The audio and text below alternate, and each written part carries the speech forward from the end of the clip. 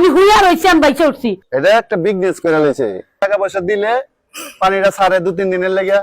সাভারের ফুলবাড়িয়া নামক একটি এলাকায় এখানে আমরা যেটি দেখেছি যে দীর্ঘ 1 সপ্তাহ থেকে পানি নিষ্কাশন না হয়ে জলাবদ্ধতার কারণে এই এলাকায় প্রায় 2 লক্ষ জনসাধারণ তারা এই পানির নিচে বসবাস করছে। আপনাকে বলে রাখি যে আসলে এই পানি আজকে সকালবেলাও দীর্ঘ বৃষ্টির কারণে প্রায় এখানে আমরা 1 থেকে 150 দোকানপাট দেখলাম যে প্রায় তারা বন্ধ করে দিয়েছে এবং অনেকের ঘরে ঘরে পানি ঢুকে গিয়েছে। আর এই পানির জন্য বাচ্চারা সহ অনেকেই তাদের আত্মীয় স্বজনের বাসায় তারা অবস্থান নিয়েছে এবং তাদের অনেক রুমেই বা অনেকের বাসায় আমরা যেটি দেখলাম সেটি হচ্ছে যে তারা তাদের আত্মীয় স্বজনের বাসায়, তাদের পরিজনের বাসায় তারা এই পানিবন্দী থেকে রক্ষা পাওয়ার জন্য তারা স্থানান্তর করছে, ট্রাকে করে যাচ্ছে, কেউ ভ্যানে করে যাচ্ছে, কেউ ঘাড়ে করে যাচ্ছে। এই হলো সাভার ফুলবাড়ি এলাকা। এটা একটা বিজনেস করে। কি রে match? Man of the match ফাটাফাটি। আপু এখন একটা ফাটাফাটি নাস্তা। নাস্তা?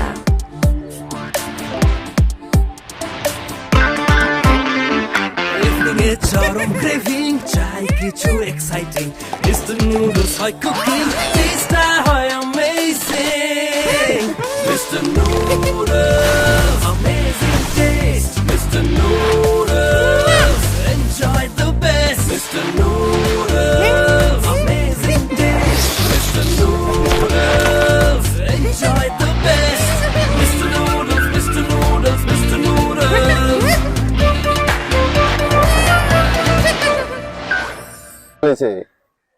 এক সময় মনে করেন টাকা পয়সা গ্রাম অঞ্চলে বাড়ি বাড়ি উঠানোর পরে মনে করেন টাকা পয়সা দিলে পানিটা ছাড়ে 2-3 দিনের লেগে। আবার টাকা পয়সা মনে করেন যখন ফুরায় যায় তখন আবার মনে করেন আটকে দেয়। এই আটকে দেওয়ার কারণে আজকে আমাদের এই দুর্ভোগ। কারণ এখানে কিছু লোকাল নেতা ফেতা আছে, তাদের কারণে আমাদের এই দুর্ভোগ। এই প্রশাসন, যে প্রশাসন এখন মনে করেন আছে, তাদের দিয়ে মনে করেন কোনো ভরসা নাই। তাদের কাছে অভিযোগ কয়েকবারই করা হয়েছে, অভিযোগ যে এলাকার মধ্যে লুইটা পিঠা খাইতে আছে, মানুষের কাছে চাঁদাবাজি সন্ত্রাসী করতে আছে, তারা সবই জানে, তারপর কোনো অ্যাকশন নিচ্ছে না। আমি হুইয়া রইছি, আমি বাইচে উঠছি। 2টা জাজি মাছকে বাসায় দিছি। আচ্ছা, এই রাস্তাটা কতদিন থেকে আপনার? রাস্তা মেলা দিন ধরে পরে 6 মাস।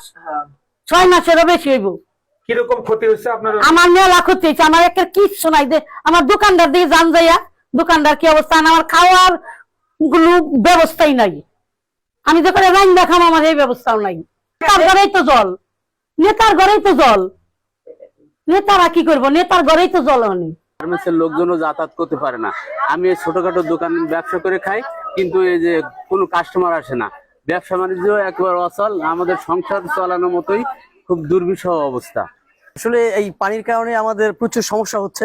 আমাদের ব্যাংকের যে গ্রাহক আছে, সদস্যরা আছে, মা বোনরা আছে, ওনারা ঠিক মতো অফিসে আসা যাওয়া করতে পারতেছে না পানির সমস্যার কারণে, এবং আমাদের লেনদেনটা অনেক বিঘ্নিত হচ্ছে।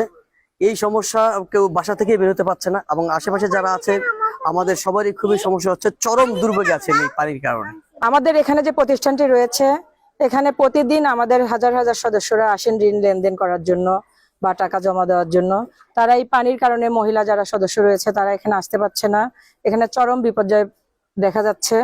আর আমরা এই বিষয়ে কর্তৃপক্ষের সাথে অনেকবার যোগাযোগ করলেও তাদের তেমন কোনো ভালো ফলাফল আমরা দেখিনি। তারা তেমন কোনো দৃষ্টি আকর্ষণ করেনি আমাদের প্রতি। যাই হোক, আমাদের সকলের একটা প্রাণের দাবি এই এলাকাবাসীর পক্ষ থেকে